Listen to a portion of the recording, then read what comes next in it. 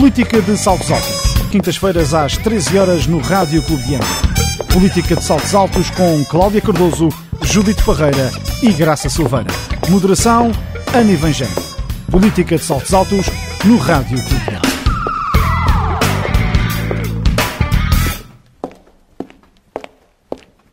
Olá, muito boa tarde, bem-vindos a mais um Política de Saltos Altos e hoje em cima da mesa vamos começar precisamente com o Orçamento da Região para 2026 e a começar Graça Silveira. Muito boa tarde a todos os ouvintes da Rádio Clube, a quem nos costumava acompanhar no Política de Saltos Altos e depois desta ausência prolongada, às minhas colegas de debate, a Judite e a Cláudia, e à nossa moderadora Ana Evangelho. Opa, é assim, eu acho que as últimas vezes que nós já falámos de orçamento, aqui acabamos sempre por dizer a mesma coisa, que é, os orçamentos são maus, e eram especialmente maus porque tinha muito pouco da despesa do orçamento regional no investimento. A maior parte da verba era para assumir compromissos e, portanto, não libertava dinheiro, ou orçamento, digamos assim, para se investir no desenvolvimento da região, e porque eram orçamentos que nós dizíamos isto no papel cabe tudo e depois tínhamos execuções muito baixas.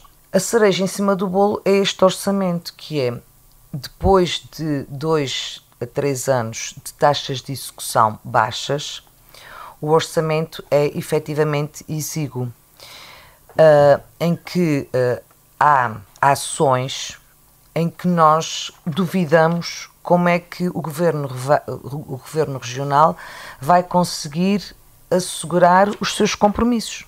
Eu não sou especialista em finança, mas da mesma maneira que eu considero isso, acho que muitos dos açorianos consideram exatamente a mesma coisa. Eu já me cheguei a questionar se é que nós estamos à beira de um resgate, ou seja, um secretário regional das finanças para apresentar um orçamento destes, e que é verdade que ele tem repetido à exaustão que vai ser um orçamento muito difícil de executar, e um orçamento muito difícil de executar, e ele lá saberá o que é que está a dizer. É porque eu acho que ele não é só difícil de executar, ele é impossível de executar e, portanto, muito provavelmente ele estará a pensar em pedir um resgate. Dos pareceres favoráveis do CRESA, em relação do CESA, peço desculpa, do Conselho Económico e Social dos Açores, em relação a este orçamento, é efetivamente considerar que há uma parte considerável da despesa orientada para o investimento, ou seja, e que vem de verba única exclusivamente da região. 991 milhões de euros, ou seja, quase 50%, o que seria bom. Mas, se formos ver, isto é tudo praticamente para a execução e fecho do PRR e dos fundos 2030, e que estamos com prazos curtíssimos para conseguir essa execução. Estamos com taxas de execução baixíssimas e precisamos de fazer um forcing e, portanto, estamos a direcionar essa verba toda para a execução do PRR, o que nos deixa com uma dependência elevadíssima dos fundos europeus. E este ano, pela primeira vez, nem sequer os conselhos de ilha, que são da cor do governo, conseguiram aprovar a proposta de plano e orçamento. Santa Maria, pronto, é PS, está mais livre e deu parecer desfavorável, criticou a baixa execução do investimento e as verbas alocadas como claramente insuficientes. A Graciosa, que é da cor do Executivo, deu um parecer desfavorável devido ao baixo investimento e sinalizou a carência em infraestruturas. O Pico deu parecer desfavorável. O Pico está um bocadinho, mas tem maioria PSD, porque São Roque e Madalena são ambos PSD, só as Lajes é que é PS. Mas aqui eu acho que a questão do aeroporto do Pico pesou muito.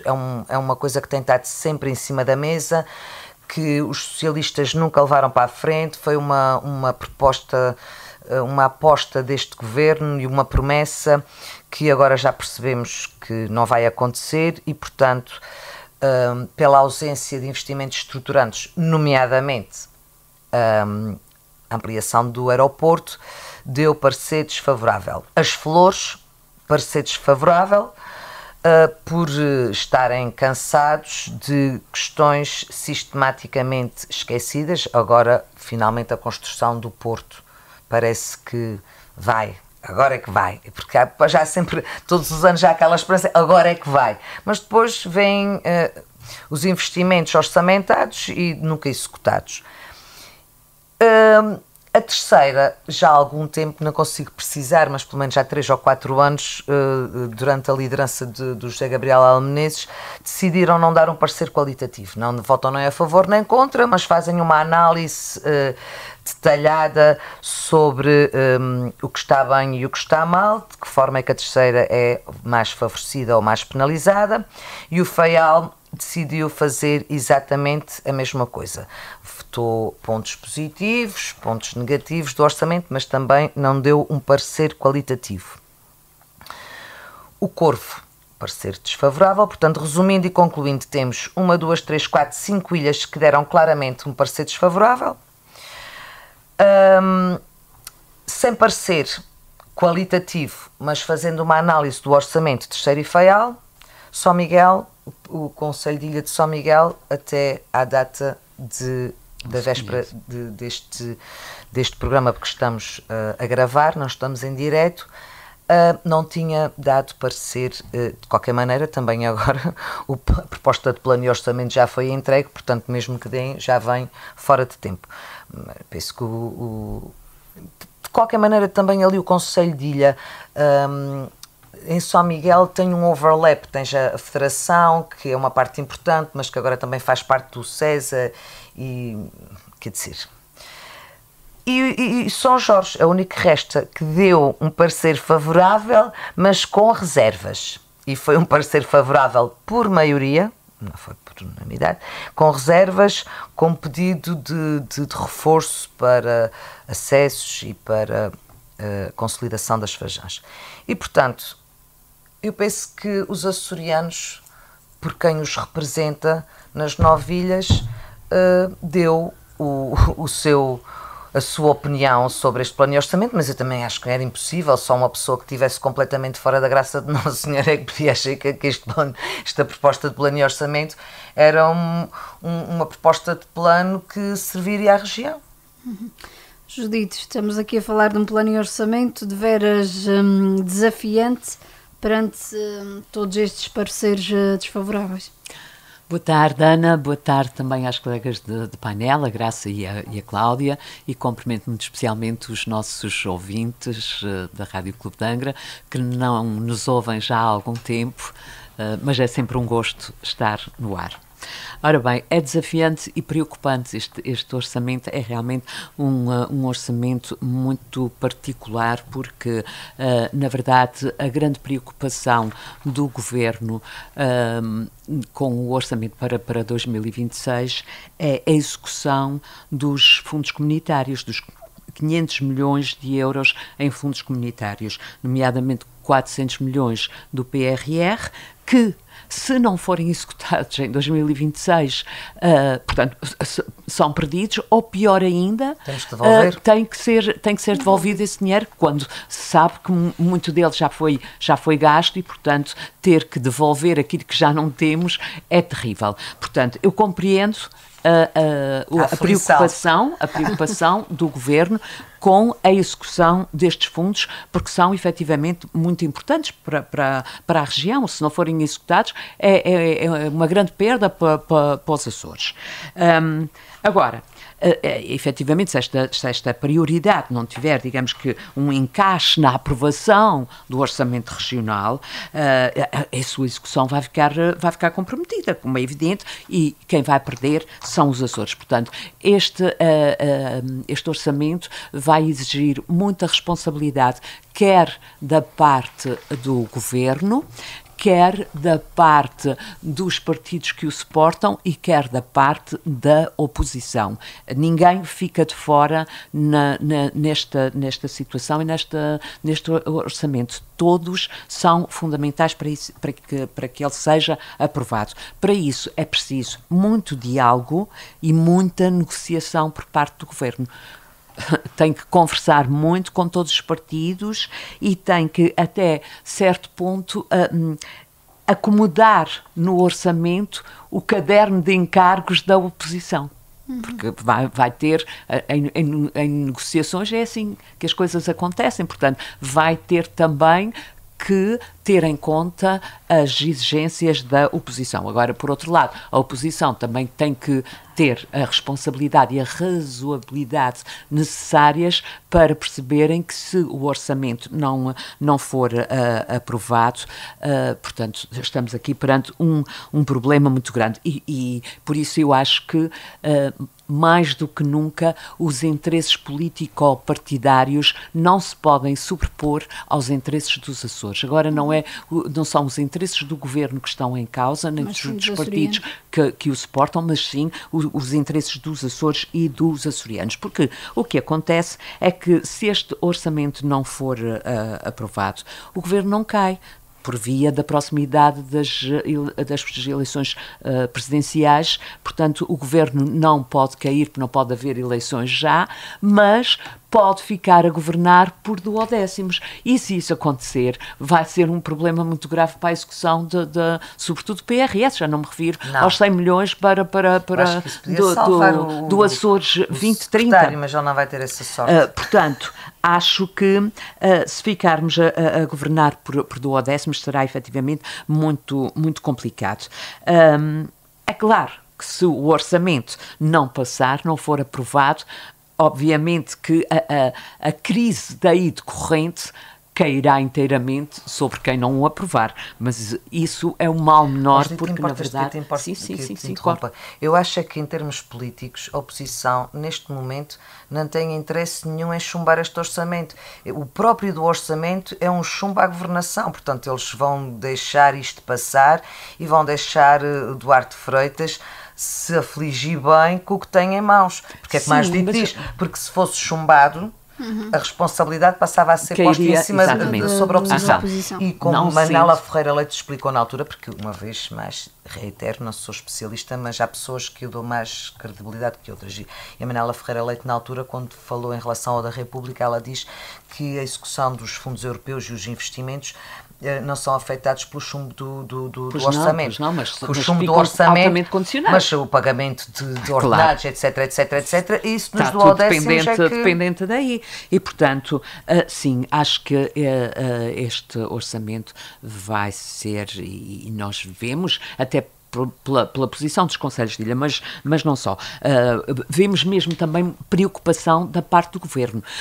Aliás, já se ouve dizer à boca cheia que a nossa autonomia pode não ser sustentável se não houver uma revisão rápida da Lei das Finanças Regionais. A autonomia pode não ter pernas para andar porque financeiramente não é sustentável. E, portanto, nós vemos também da parte do Governo alguma preocupação, nomeadamente do Secretário das Finanças, que já veio anunciar um corte de 30 milhões na administração. Portanto, vai haver um emagrecimento, digamos assim, também por parte do Governo. Mas eu receio que isso não seja o suficiente e vê-se perfeitamente nas dotações para as ilhas, e é por isso que há tantos pareceres desfavoráveis por parte dos Conselhos de Ilha. Infelizmente, o Conselho de Ilha Terceira, já há anos, esta parte, como a Graça disse, tem tomado uma posição que, enfim, a mim não me agrada. Eu acho que o Conselho de Ilha é um órgão muito importante, porque engloba muita gente, mas está demasiado politizado. E, portanto, quando a Graça diz que nas ilhas da mesma cor política do Governo, portanto, essas ilhas também ou não se pronunciaram ou votaram, ou deram um parecer desfavorável, isso não tem muito a ver. O pior de tudo é que mesmo dando um parecer favorável ou desfavorável, o que acontece é que, e não é só com este Governo, já antes era assim, os governos não dão valor nenhum aos pareceres dos conselhos de ilha.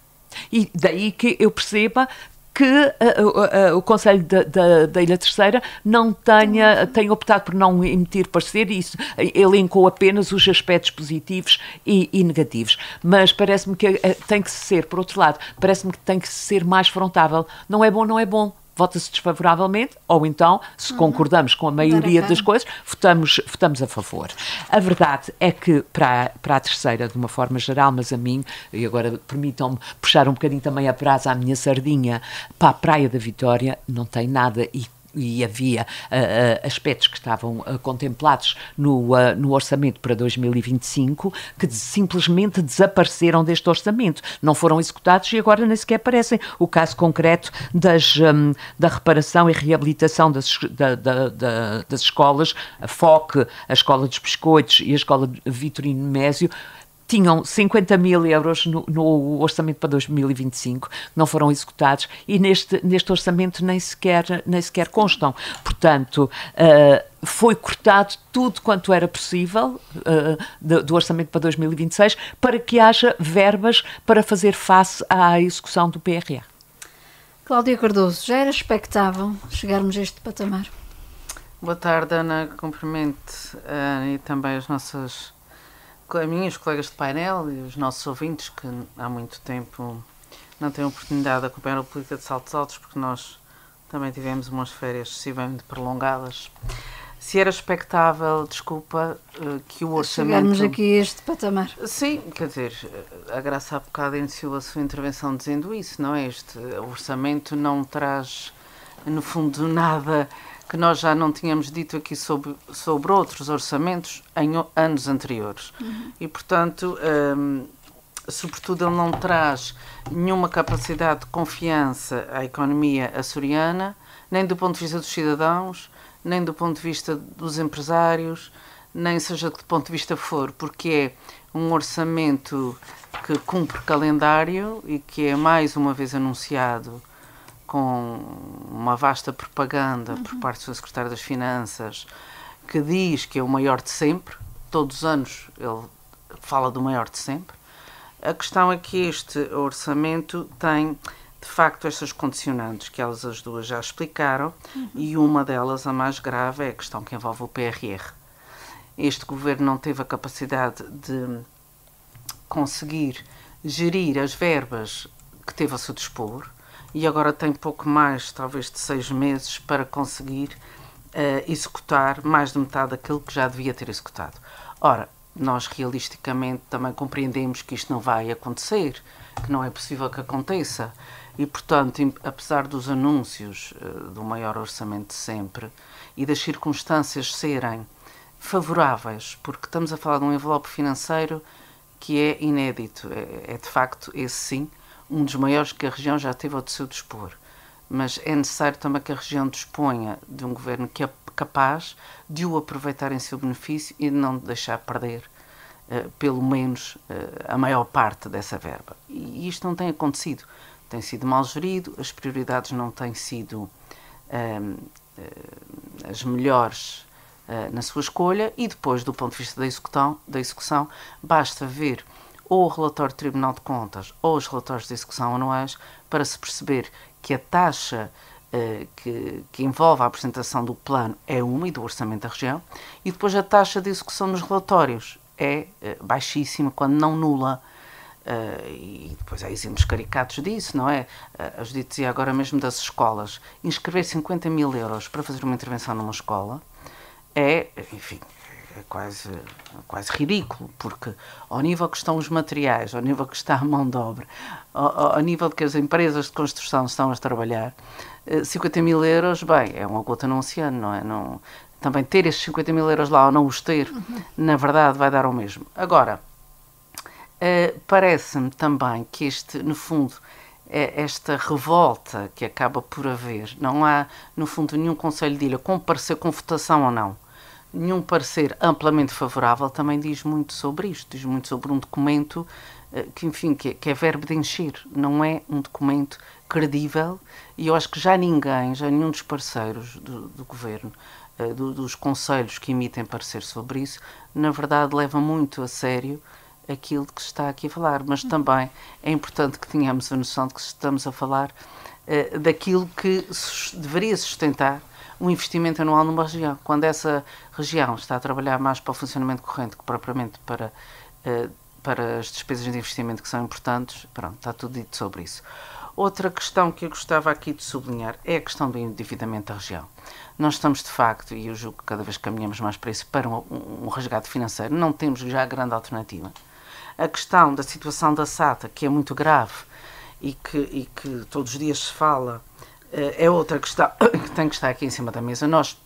Este governo conseguiu acabar com o transporte marítimo de passageiros, que enquanto o Partido Socialista governou e ele funcionava, sempre que havia algum aspecto que funcionava mal, e houve aspectos que funcionaram mal, não eram só os partidos da oposição, era também a comunicação social, fazia um alarde como se o mundo acabasse amanhã.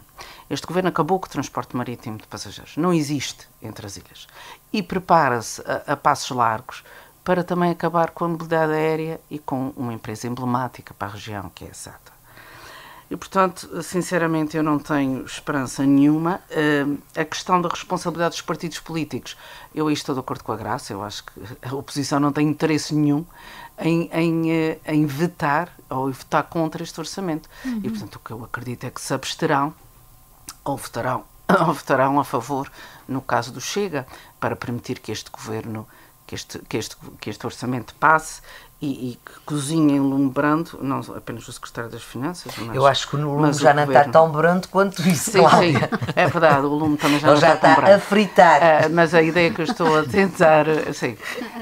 tentar, aqui passar é que a oposição obviamente tem a noção de que ganha mais. Se votar, se chumbar esse orçamento, perderá em toda a linha. Aliás, já o fez e já percebeu as consequências políticas que teve disso. Portanto, também não há de ser assim tão pouco inteligente que volte a repetir a receita. E, portanto, desta vez eu penso que estarão, pelo menos no lado da abstenção, para garantir que um mau orçamento passa e que o ónus fica do lado que lhes interessa que tenha. Mas depois todos os indicadores são negativos. A Graça enumerou a posição dos conselhos de ilha, que eu também tinha aqui, não vou repisar, mas todos os indicadores que existem neste momento, quer sejam produzidos por instituições, digamos, mais neutras politicamente, quer sejam por órgãos eleitos, por conselhos de ilha, todos os indicadores que temos aqui são negativos. E o que é muito triste nisto, verdadeiramente muito triste, é que neste momento nós temos um recorde de dívida pública de 4 mil milhões de euros. Estamos cada vez mais afastados da média nacional.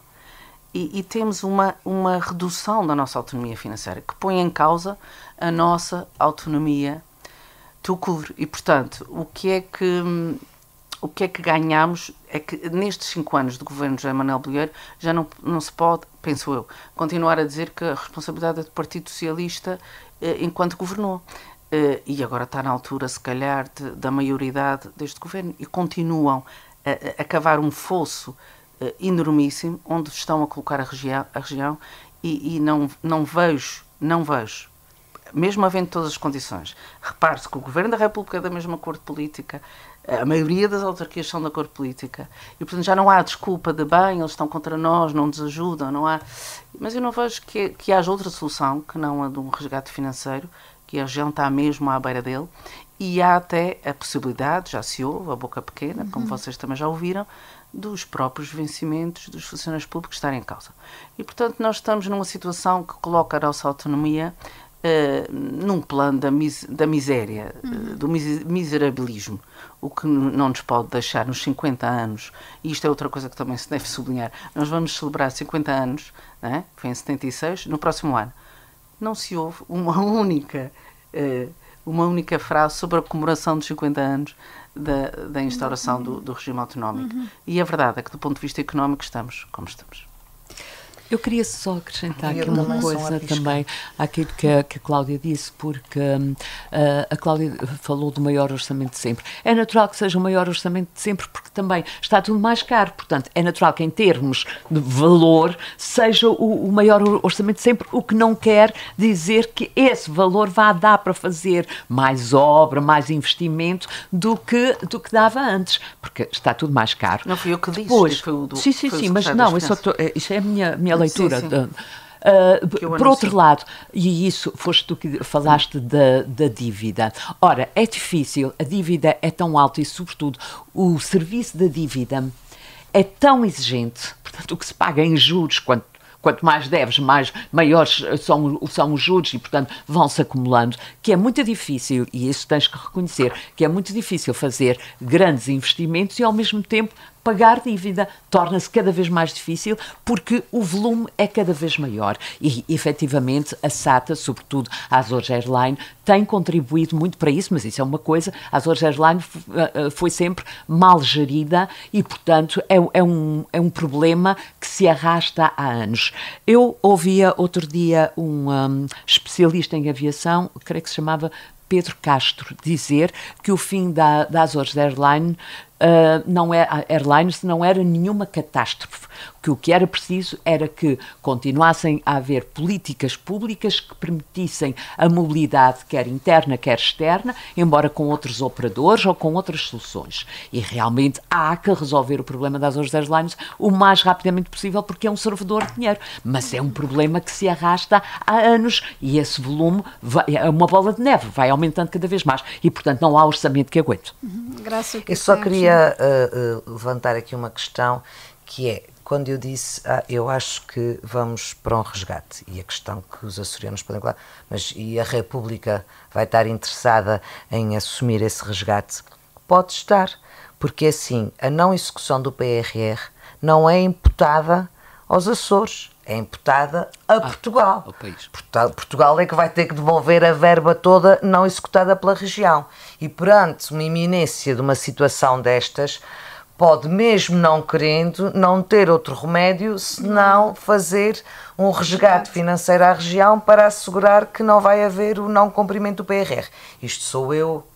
Guterres já perdoou a dívida da região há uns anos atrás, portanto também não é nada de novo. É, mas Montenegro não é que vamos ver. Voltemos já há um mês atrás, sensivelmente às autárquicas de 2025, e para iniciarmos aqui este debate, Graça. Dizes isso porque achas Graça que... não, Judite, peço desculpa. Dizes isso porque achas que sabe fazer contas, é? Não.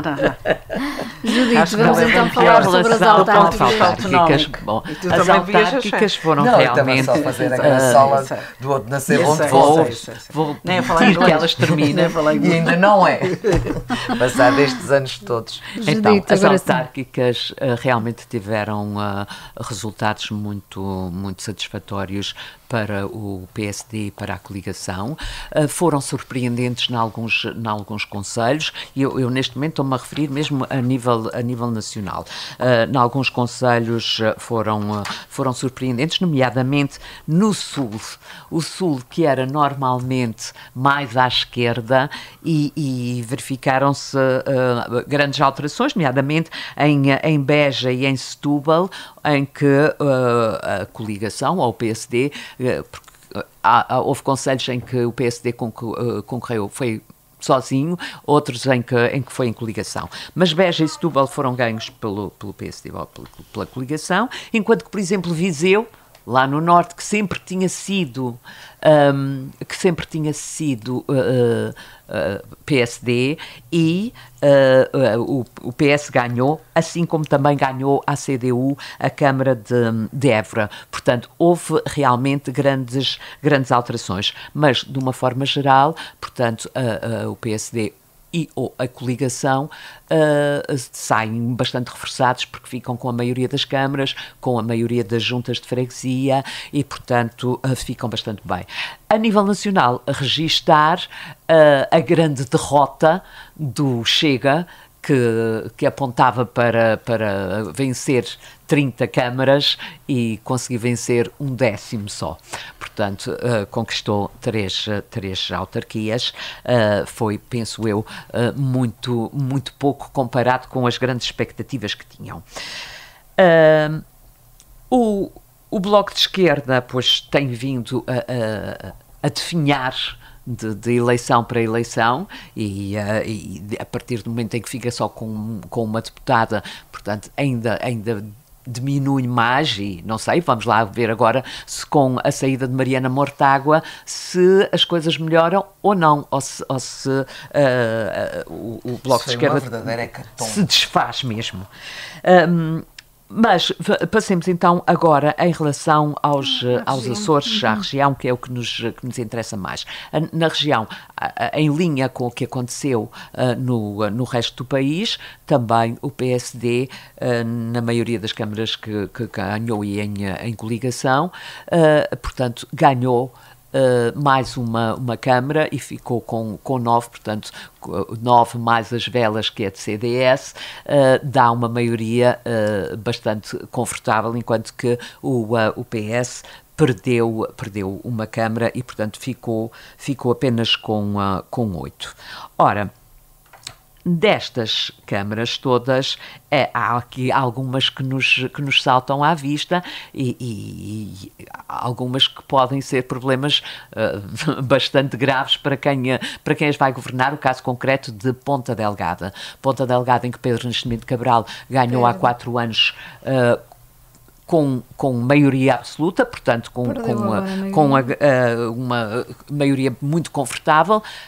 4 anos depois não consegue manter isso e fica apenas com três vereadores e em igualdade com o movimento cívico de Sónia Nicolau, de Ponta Delgada para Todos, que também tem 3.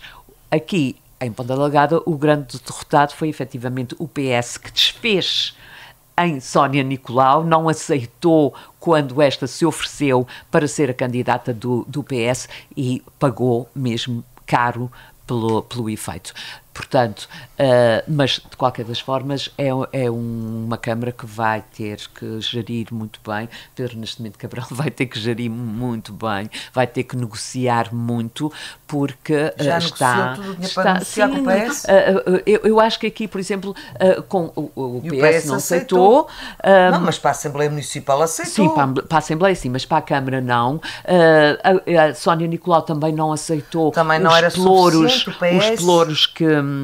Os pelouros que Pedro Nascimento Cabral lhe propôs, o que me parece que possa não ter sido muito inteligente da parte dela, porque é preciso ver que ela não tem um partido que a suporte e, portanto, ficar 4 anos na oposição sem um partido por trás é difícil e nós temos exemplos disso. No caso da Assembleia da Praia da Vitória, portanto, há 4 anos o grupo de cidadãos eleitores ficou com dois deputados municipais e não tinha mais ninguém, não tinha suporte nenhum, e este ano já nem conseguiu formar listas porque, enfim, as pessoas foram-se desagregando. A mesma coisa aconteceu, por exemplo, na Calheta, em que o Décio era independente e a lista era de independentes, mas não conseguiram agora... Ele também não podia mais. Ele não podia, mas podia ter outra lista. A gente sabe muito bem que aquilo foi há 12 anos. O Décio ficou furioso com o PSD porque não lhe deu o lugar que ele queria.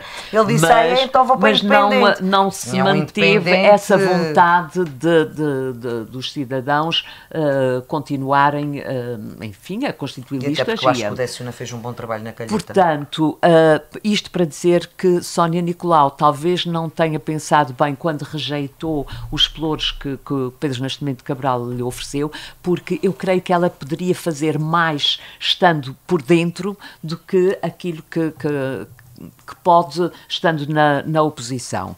Depois, também em São Miguel, a Ribeira Grande, em que Jaime Vieira ganha a Câmara, mas ganha por pouquinho, e tem uma derrota homérica, como diz aqui a Graça, Em Rabo de Peixe, que era... Não, passa a PS. Exatamente, perto. A junta de Ele freguesia... foi tão bom presidente de junta, que eles foram todos estar no PS. De freguesia de Rabo de Peixe. e mesmo para a Câmara, ele acaba por ganhar por muito pouco. Portanto, são duas câmaras que ficaram bastante fragilizadas, embora ele tenha a maioria na Câmara, mas não foi assim uma maioria muito confortável. Aqui na terceira, pois aconteceu, eu creio que aquilo que se esperava.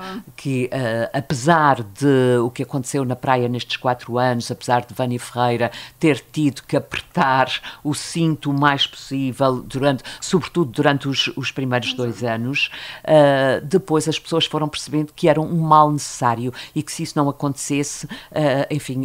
Mas a oposição também era miserável, convenhamos. Pronto, mas por aquilo que se ouviu falar durante os primeiros 2 anos, em que as pessoas estavam visivelmente descontentes, tudo levava a crer que estivesse em causa. E também ela no início teve um estilo muito prepotente, talvez por insegurança. Ela teve necessidade de fazer isso. E depois teve que emendar a mão porque percebeu que não é com vinagre que se apanham moscas. E para além muito disso, o facto do candidato de Chega ser Francisco Lima, deputado regional, um empresário da terceira, um empresário de sucesso, com várias empresas. É verdade, isso temos que admitir, mas tem várias empresas na praia e, portanto, pensava-se que pudesse fazer, de alguma forma, fazer moça.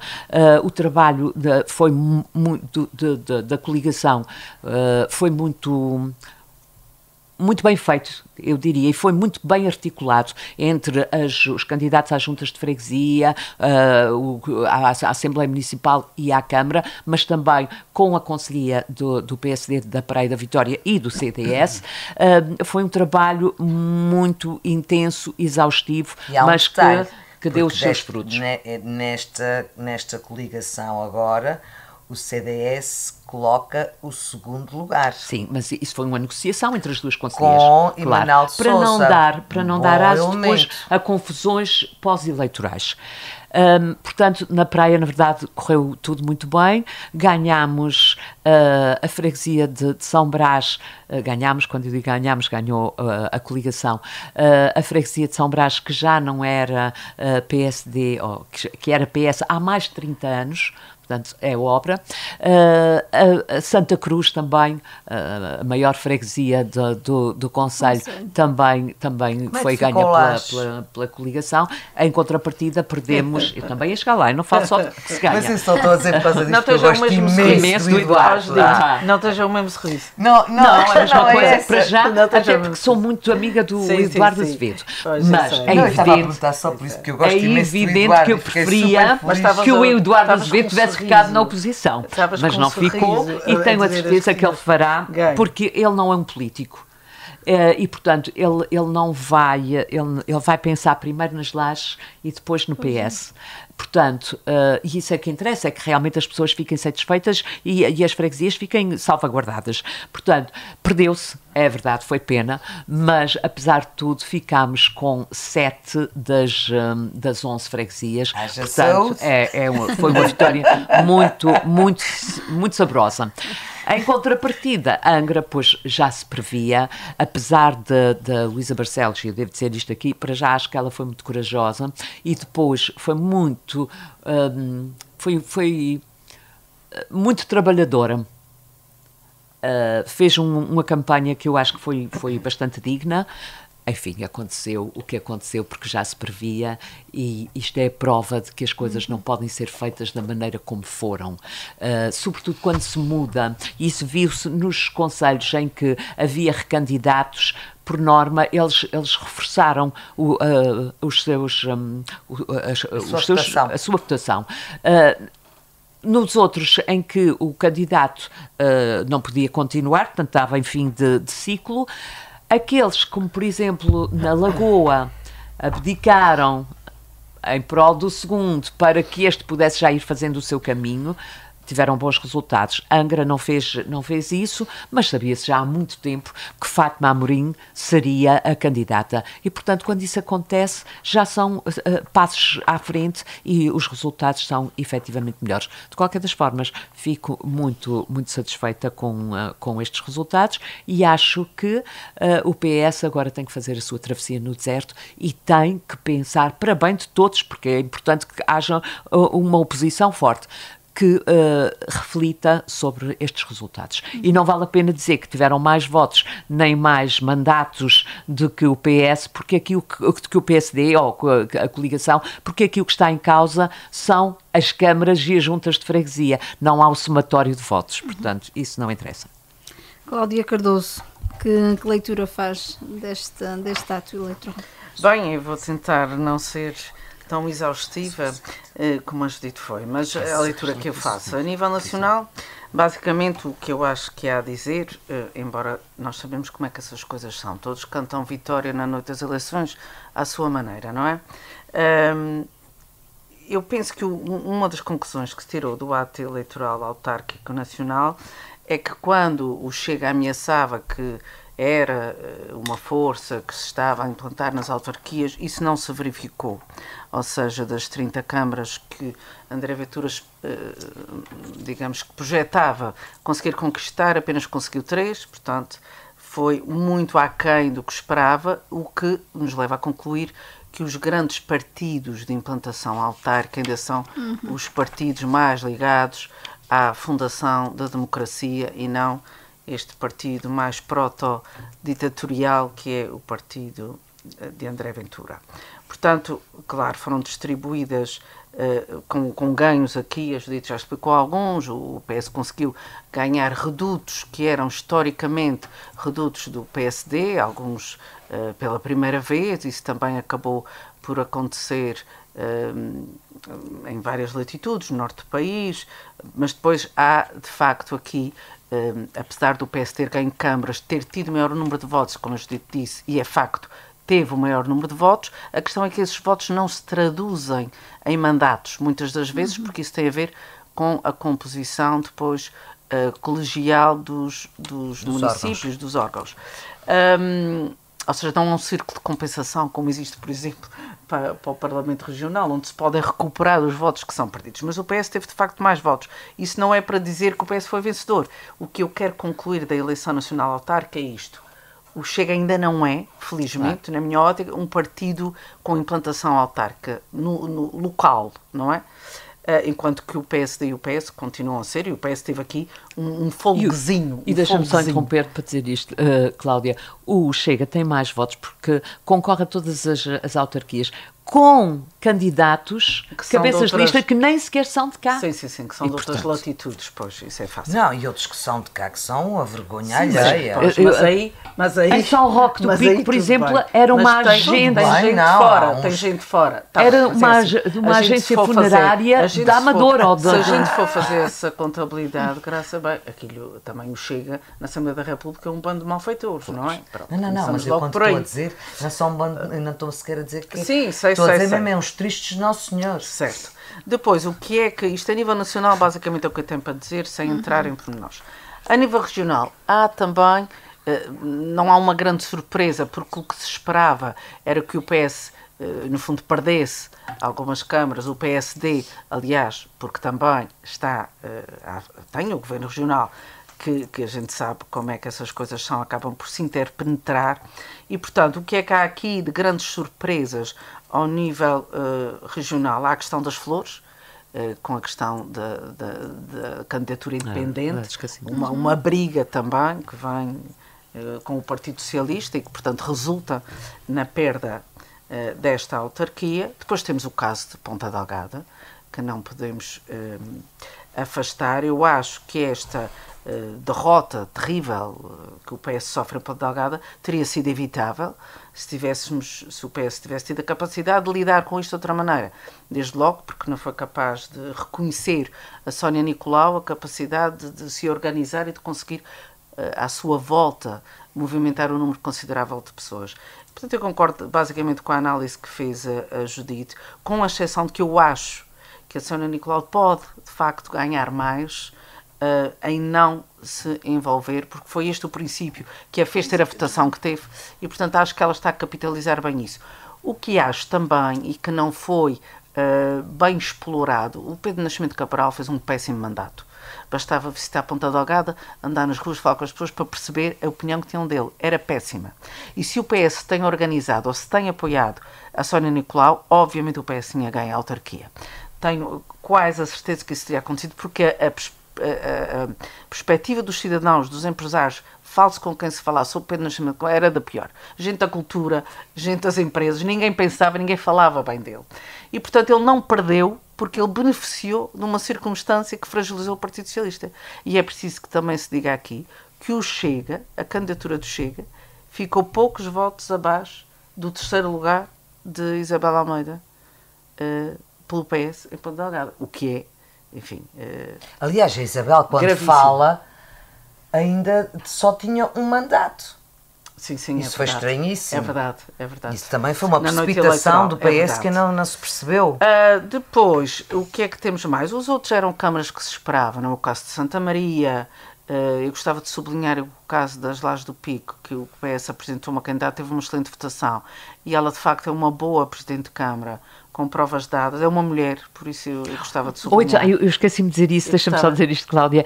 8 mulheres, eu acho que também devemos congratular-nos com isso. 8 nas 19 câmaras, termos 8 mulheres é muito bom já. Estamos a caminhar assim para o que foi, para o cenário histórico, para a cronologia é bom.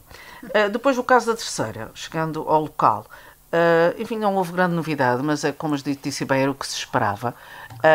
No caso de Angra, a Fátima Amorim tem o recorde da votação do Partido Socialista do Conselho de Angra, que supera os 10 mil votos, o que, obviamente, não são votos socialistas, digamos assim. A votação que tem Fátima Amorim decorre de 2 fatores, na minha perspectiva. Um é o trabalho desenvolvido por Alma Menezes, que é um trabalho que foi elogiado pelas várias sensibilidades partidárias.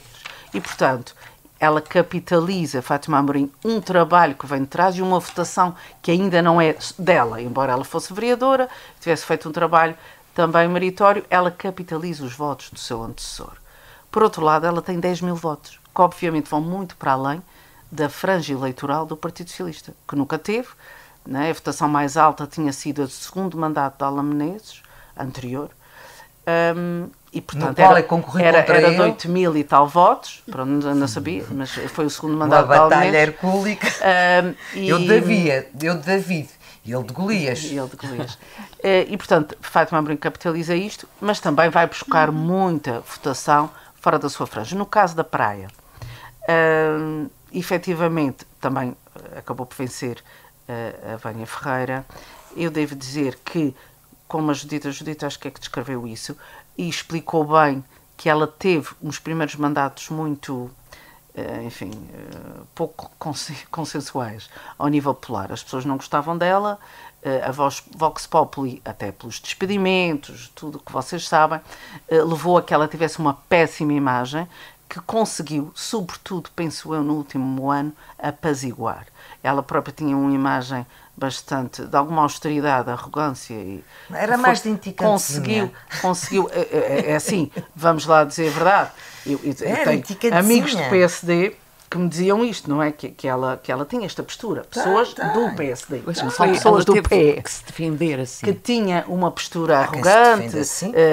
Não recebia as pessoas com facilidade em audiência, etc, etc.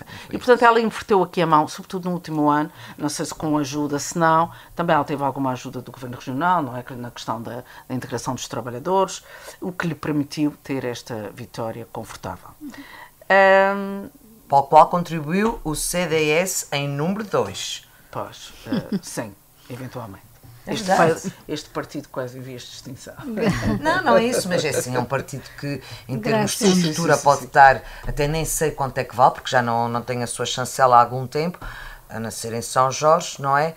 Mas a verdade é essa, é que é assim, estamos a comparar há 4 anos atrás o Ricky, que era uma pessoa que não era propriamente conhecida, que era da base, que o facto de não falar corretamente português também mas também vamos deixar, mas deixa-me só dizer, não abonava muito o trabalho para fazermos juízo. Com certeza, com certeza. Estamos a falar deste momento é do voto. Sim, estás a falar do candidato.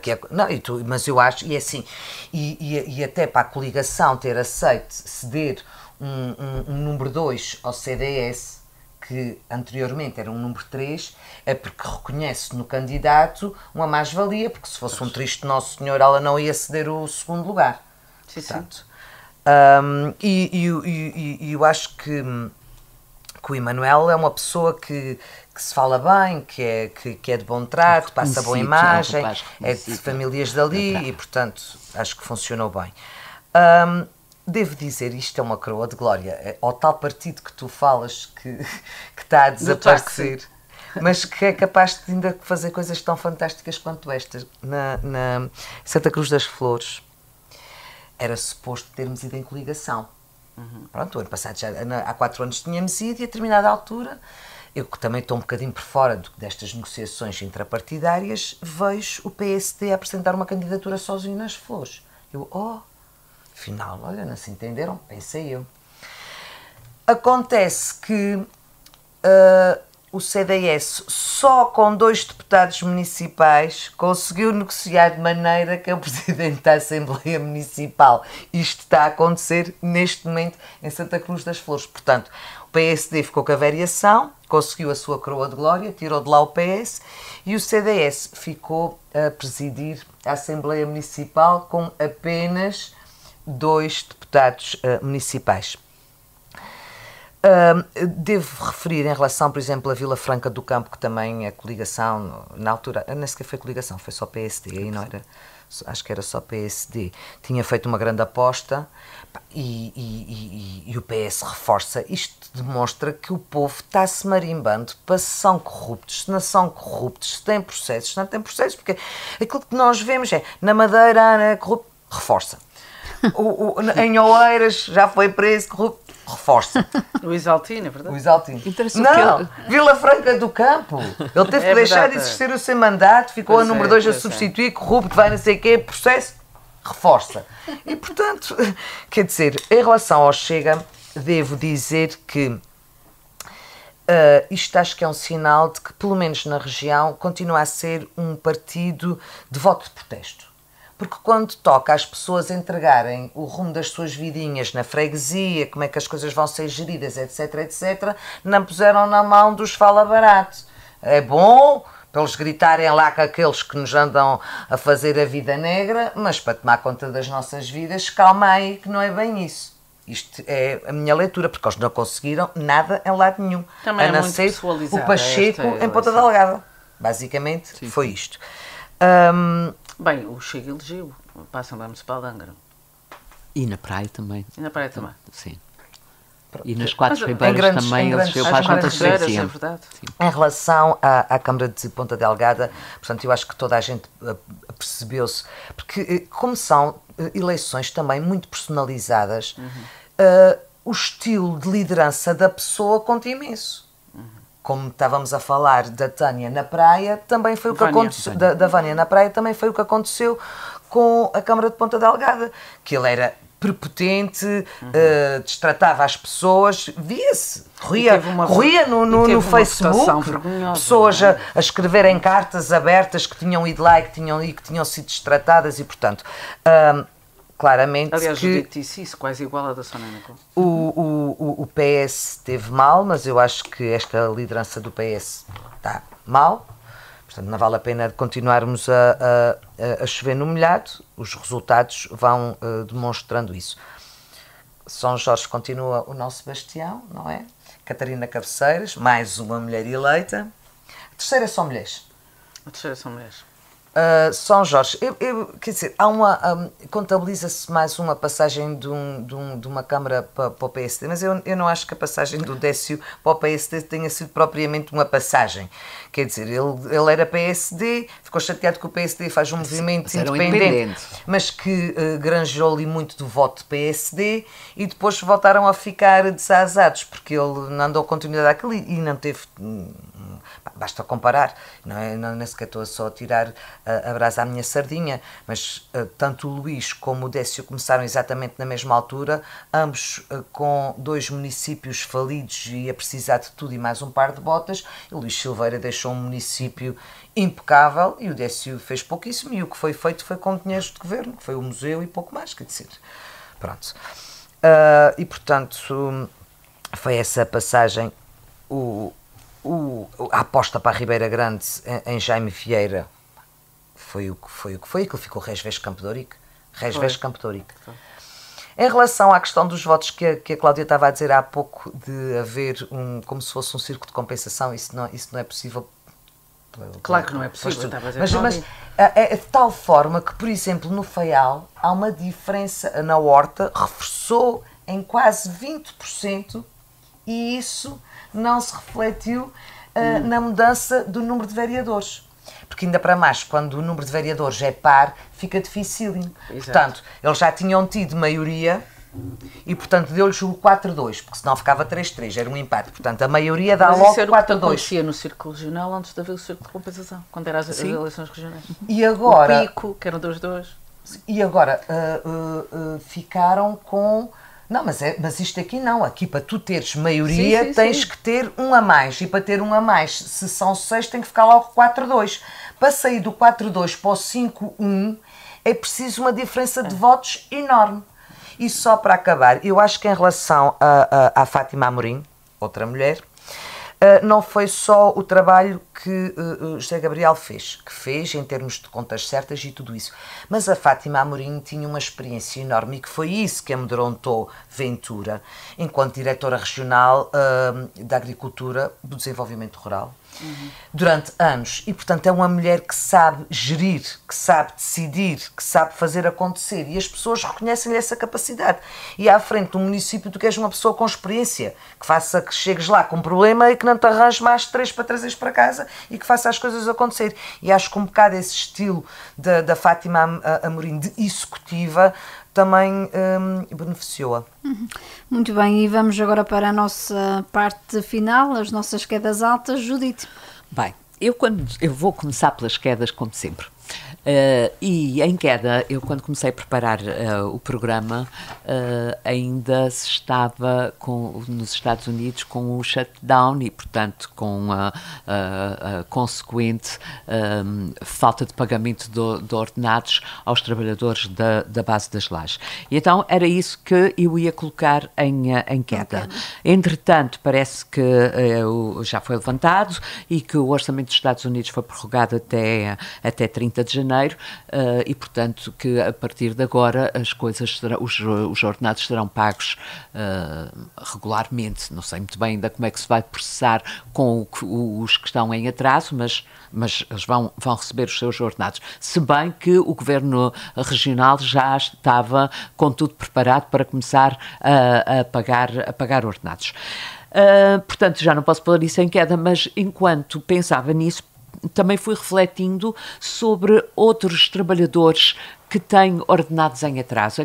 Falou-se dos das lajes, o Governo Regional ia chegar à frente, mas por estes Açores fora há muitas empresas que têm ordenados em atraso aos seus funcionários. E o Governo não vai fazer isso porque, na verdade, não tem capacidade para, enfim, pôr a mão a todos. Mas o que eu queria aqui realçar, e é isso que eu vou pôr em queda, são os maus pagadores. Porque o próprio Governo e muitas autarquias são maus pagadores, não pagam atempadamente às empresas, e se não pagarem atempadamente às empresas, estas também não vão poder pagar atempadamente aos seus funcionários, que vão ter muitas dificuldades para fazer face às suas despesas, enfim, às suas obrigações, prestações que têm, e, portanto, esta falha nos pagamentos põe em causa também a vida dos açorianos e contribui muito para a pobreza regional em que nós vivemos. Em alta, eu vou colocar a 20ª edição do Outono Vivo, que terminou no passado domingo e que foi mais um sucesso. Segundo informações que eu tenho aí das contas já apuradas, parece que o valor das vendas foi superior ao do ano passado, embora tenha mudado de livreiro, mas as coisas correram muito bem. Os eventos que se realizaram lá também foram bons e tiveram a adesão de muitas pessoas. Portanto, isto é a prova de que quando os projetos são bons, não interessa de quem são, porque este projeto era do PS, esta Câmara agarrou, deu-lhe força e, portanto, ele continua com pernas para andar. Cláudia. Bem, eu vou também começar por o que está em baixa, e isto aqui colocaria, foi anunciada a semana passada a saída da Diretora Regional da Cultura para outra Direção Regional na esfera do Sr. Vice-Presidente, o que felicito, até porque é uma antiga debatente, co-debatente, também de um programa semelhante ao nosso. Ela não era não estava com a gente. Não estava com a gente. Elas eram o outro. De qualquer forma, essas sucessivas mudanças na cultura, a par da instabilidade financeira do setor e dos atrasos no pagamento, dos apoios legislados em legislação, portanto legais, aos agentes culturais, é aquilo que coloco em baixo, porque acho que tem sido, já mudaram, tivemos 4 diretores regional de cultura e este tipo de procedimento nunca mudou. Isto coloca em causa um setor muito importante para a região e não basta encher a boca a dizer que somos a região da cultura e depois não a praticar. Depois, em alta, eu colocaria, a semana passada talvez foi entregue o primeiro prémio Vitorino Mésio, que foi instituído pela Assembleia Legislativa Regional, na pessoa do seu presidente, Luís Garcia, e eu acho que foi uma iniciativa muito meritória. Acabou de ser premiado o primeiro vencedor, um livro de 500 páginas, que ainda não li, mas hei de ler um dia quando conseguir ter tempo para isto. E também o Sr. Presidente do Parlamento teve outra iniciativa que eu gostaria de destacar, que já vai no seu 8º encontro, e trata-se de levar o Parlamento a todas as ilhas, reunir um grupo de jovens que se chama Açores com Futuro, reúne um grupo de jovens empreendedores com ideias novas para a sua região, que apostam nela, e acho que isto até devia ser algo que o Governo é que devia promover, mas tem sido o Presidente do Parlamento, e por isso queria deixar este elogio. Para finalizar, Graça. Bom, quedas altas, começamos pela queda. Bom, eu não consigo deixar de denunciar o que se continua a passar no H10 desde o incêndio e desde a tomada de posse da doutora Paula Macedo. Foi agora, no final de outubro, tornado público que afinal vai haver a externalização da hemodiálise do H10, explicando para que nos percebam, é tornar privado. Agora, como foi quando foi o acidente do elevador da Glória, não eram os privados que faziam a manutenção, tinha sido externalizada. Que, para além de ser uma situação inadmissível, porque temos doentes que são insuficientes renais, que precisam de fazer hemodiálise para viver e precisam de fazer várias vezes por semana, são completamente dependentes daquilo, ficarem à mercê de uma empresa privada. Mas o mais grave são os contornos de todo este processo. Se não, vejamos. Há um ano, em dezembro de 2024, a empresa Medifarma, que é do irmão da doutora Paula Macedo, que é a presidente do Conselho de Administração do H10 e, simultaneamente, diretora clínica do Hospital H10, pediu, ou concorreu, candidatou-se ao programa Lagoa Invest. Quem está a gerir essa empresa Medifarma, que é do irmão da doutora Paula Macedo, é o seu sobrinho, Filipe Macedo. E então candidatou-se ao programa Lagoa Invest para instalar no Tecnoparque da Lagoa, vejamos, um centro de cuidados renais. Essa candidatura foi aprovada na altura e consta da ata dessa reunião, de há um ano atrás, da reunião de Câmara, que é pública. Passado um ano, vimos a saber que afinal o Governo Regional admite transferir a hemodiálise de São Miguel para um prestador privado, mas desresponsabiliza-se, e remete a decisão para a Comissão de Análise do Programa Funcional do H10. Vocês lembram-se que na altura foi dito que se ia fazer um plano, como é que se ia recuperar o H10 depois do incêndio, em que é que se ia investir, o que é que ia crescer, o que é que ia ficar. E que o tal hospital de campanha era só para aguentar as pontas enquanto se ia fazer este plano. Portanto, assumiu a presidência desta Comissão de Análise dos tais programas funcionais Dr. Luís Maurício, que tem à sua mercê, afinal, 2 programas funcionais que estão em avaliação, que foram feitos por 2 empresas diferentes, a Aripa e a Antares. Vejam lá a dificuldade que o Sr. Dr. Luís Maurício vai ter em decidir que, afinal, as 2 propostas, ambas, apontam para a externalização da hemodiálise. Ou seja, o Governo Regional não tem nada a ver com isso. Quem vai ter que decidir é o Presidente da dita Comissão. Mas o Presidente da dita Comissão não tem culpa nenhuma porque, afinal, os 2 parceiros dizem a mesma coisa. É para tornar a hemodiálise privada. E, por incrível que pareça, um ano antes, o irmão da Presidente do Conselho de Administração era a única pessoa em São Miguel a criar uma empresa privada, o Centro de Cuidados Renais, para o qual concorreu. O Bloco de Esquerda e Bem pede para ouvir com urgência na Comissão dos Assuntos Sociais as pessoas todas implicadas, nomeadamente o que é que o diretor de Serviços de Nefrologia, que é que presta esse serviço, achava. A senhora Secretária Regional da Saúde, as 2 empresas que deram os pareceres e a tal empresa, a Medifarma. Não é que a maioria de direita, CDS, PSD e Chega, chumbaram a audição destas pessoas. Não querem ouvir o que é que elas têm para dizer sobre isso. E os representantes dos insuficientes renais na região. Não quiseram ouvir o que é que se ia dizer. Ainda que o CDS e o PSD tenham que fazer este expediente, são os partidos que apoiam a governação, ainda se entende. Agora o Chega, que bate a mão no peito e a 4 ventos, que é contra a corrupção e que tudo fará contra a corrupção, não quer ouvir, vota contra ouvir as pessoas que possam denunciar uma situação com este tipo de contornos. Ainda para mais, o Chega, há um ano atrás, quando já a doutora Paula Macedo estava envolvida numa enorme polémica, quando veio a público que ela não só acumulava o cargo de diretora clínica, acumulava o cargo de presidente do Conselho de Administração, ou seja, manda sozinha no H10 sem contraditório, e ainda fazia clínica na privada, o Chega pediu a demissão imediata da doutora Paula Macedo. E agora, perante esta situação vergonhosa, não só não diz coisíssima nenhuma, fica calado, como ainda quer calar os açorianos, votando contra, ouvi-los em comissão para poderem esclarecer tudo isto. E, portanto, aquilo que se percebe é que um partido destes, quer dizer, o Governo Regional não se percebe como é que José Manuel Bolieiro já na altura, a palavra é amochou-se. Porque a doutora Paula Macedo, sem qualquer peixe, numa entrevista disse assim: e eu já avisei, se me pedirem para escolher entre a prática clínica e os cargos da administração, eu escolho ficar na clínica. E José Manuel Bolieiro fez tudo o que a senhora doutora Paula Macedo quis.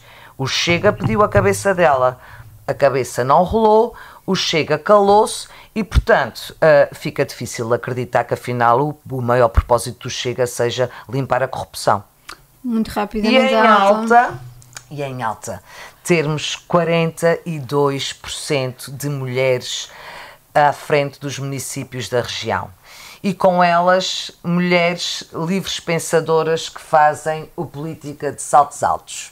E é desta forma que terminamos mais um Política de Saltos Altos. Gostaria só de acrescentar que este nosso programa vai ter aqui um interregno de alguns meses, regressando em setembro do próximo ano. A todos, um bem-aja.